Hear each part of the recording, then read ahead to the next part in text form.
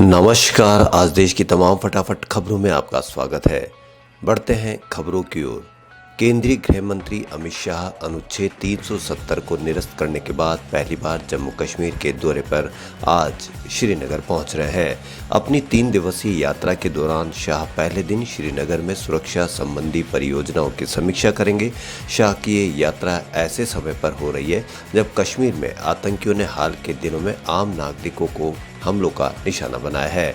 5 अगस्त 2019 को जम्मू कश्मीर का विशेष दर्जा समाप्त कर 2 केंद्र शासित प्रदेशों में विभाजित होने के बाद शाह की ये पहली यात्रा है। इससे पहले शाह ने 2019 में गृह मंत्री के रूप में कार्यभार संभालने के ठीक बाद राज्य का दौरा किया था।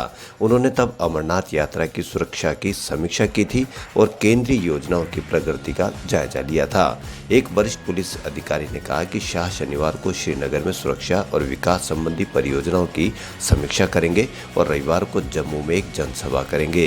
गृह मंत्री के केंद्र शासित प्रदेश के दौरे से पहले श्रीनगर में कई यातायात प्रतिबंध लगाए गए हैं, जिनमें दोपहिया वाहन चलाने वालों को भी कड़ी सुरक्षा जांच का सामना करना शामिल है।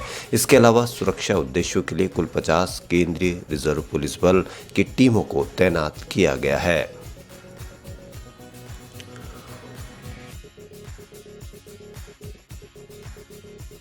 उच्चतम न्यायालय ने शुक्रवार को कहा कि सिविल सेवा के सफल अभ्यर्थियों को उनकी पसंद का कैडर और नियुक्ति का स्थान पाने का कोई अधिकार नहीं है, क्योंकि अखिल भारतीय सेवाओं के उम्मीदवार के तौर पर उन्होंने देश में कहीं भी सेवा देना स्वीकार किया है। मंडल मामले में दिए गए ऐतिहासिक फैसले का हवाला देते हुए शीर्ष न्यायालय ने यह भी कहा कि अनुसूचित जाति, अनुसूचित जनजाति या अन्य पिछड़ा वर्ग के उम्मीदवार को यदि संघ लोक सेवा आयोग द्वारा सामान्य श्रेणी के तहत चुनने के योग्य पाया जाता है तो उसे अनारक्षित रिक्तियों में नियुक्ति दी जाएगी। न्यायालय ने यह टिप्पणी केरल उच्च न्यायालय के फैसले के खिलाफ केंद्र सरकार की अपील पर की। उच्च न्यायालय ने अपने फैसले में केंद्र सरकार को हिमाचल प्रदेश में पदस्थ मुस्लिम महिला IAS अधिकारी ए शायना मोल को उनका गृह कैडर केरल आवंटित करने को कहा था।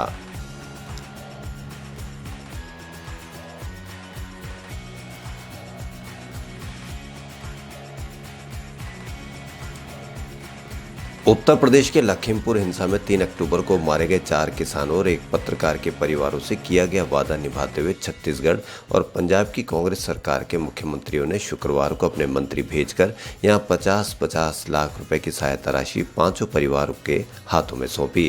कांग्रेस की राष्ट्रीय महासचिव और उत्तर प्रदेश मामलों के प्रभारी प्रियंका गांधी वाड्रा ने शुक्रवार को पंजाब और छत्तीसगढ़ सरकार द्वारा किए गए वादे को निभाने पर ट्वीट कर कहा कि कांग्रेस पार्टी किसानों के लिए न्याय की लड़ाई पुरजोर तरीके से लड़ेगी। यही हमारी प्रतिज्ञा भी है और प्रतिबद्धता भी। प्रदेश कांग्रेस मुख्यालय से जारी बयान में कहा गया है कि पंजाब सरकार के कृषि मंत्री रणदीप सिंह नाभा और छत्तीसगढ़ सरकार के नगरीय प्रशासन मंत्री शिव कुमार डहरिया ने हिंसा में मारे गए पत्रकार रमन कश्यप की पत्नी आराधना कश्यप, माता संतोषी कुमारी और पिता राम दुलारे तथा मारे गए किसानों नक्षत्र सिंह की पत्नी जसवंत कौर, लवप्रीत सिंह के पिता सरदार सतनाम सिंह, दलजीत सिंह की पत्नी परमजीत कौर तथा गुरविंदर सिंह के पिता सुखविंदर सिंह को लखनऊ में 50-50 लाख रुपए का चेक सौंपा।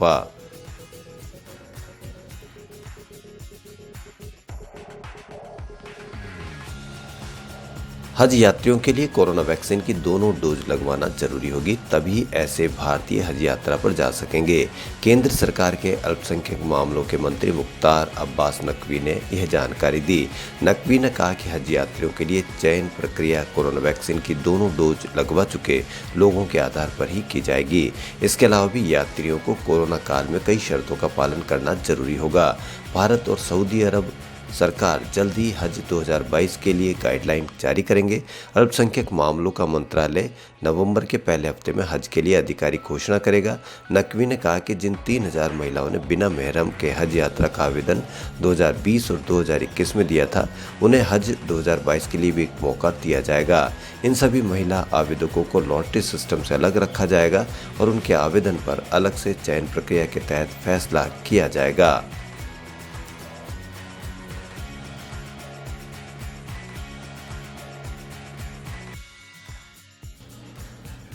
बॉलीवुड अभिनेत्री स्वरा भास्कर ने राष्ट्रीय राजधानी दिल्ली से सटे गुरुग्राम में नमाज पढ़ रहे लोगों के सामने बजरंग दल के कार्यकर्ताओं द्वारा जय श्री राम के नारे लगाने पर गुस्सा जाहिर किया है और इस घटना से जुड़े वीडियो क्लिप ट्वीट कर कहा है कि एक हिंदू होने पर वो शर्मिंदा है।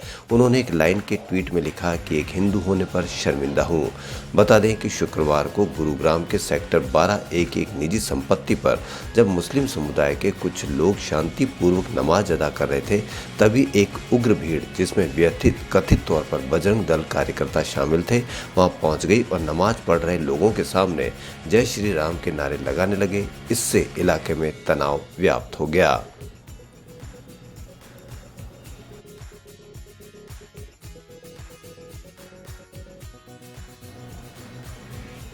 फेसबुक में बतौर डेटा साइंटिस्ट काम कर चुके एक पूर्व कर्मचारी ने फर्जी अकाउंट पर कंपनी के रवैये को उजागर किया है।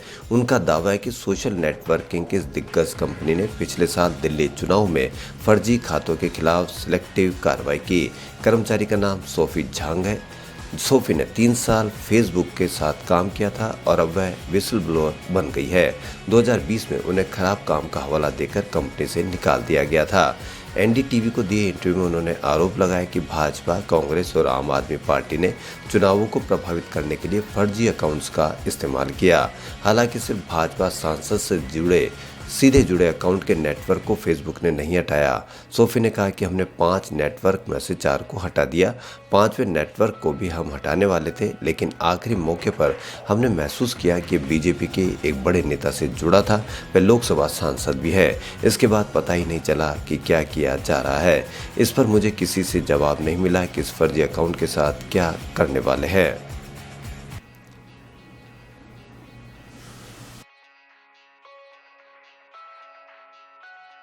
अमेरिका में वैज्ञानिकों को जीनो ट्रांसप्लांटेशन को लेकर बड़ी सफलता मिली है। जीनो ट्रांसप्लांटेशन यानी जानवर के ऑर्गन का मनुष्य में ट्रांसप्लांटेशन।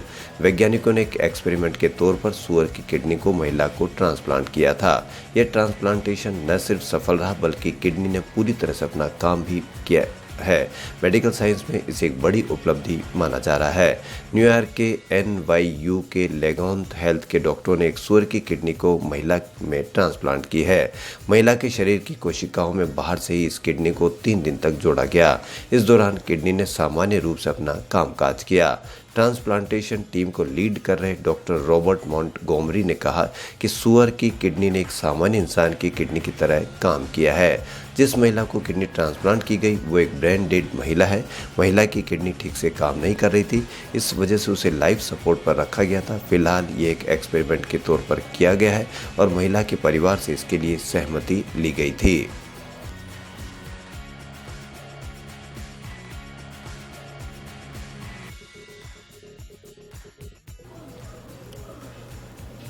अक्षय कुमार इन दिनों अपनी फिल्मों की शूटिंग में बिजी है। वे लगातार सोशल मीडिया के जरिए अपनी फिल्मों की शूटिंग की झलकियां शेयर कर रहे हैं।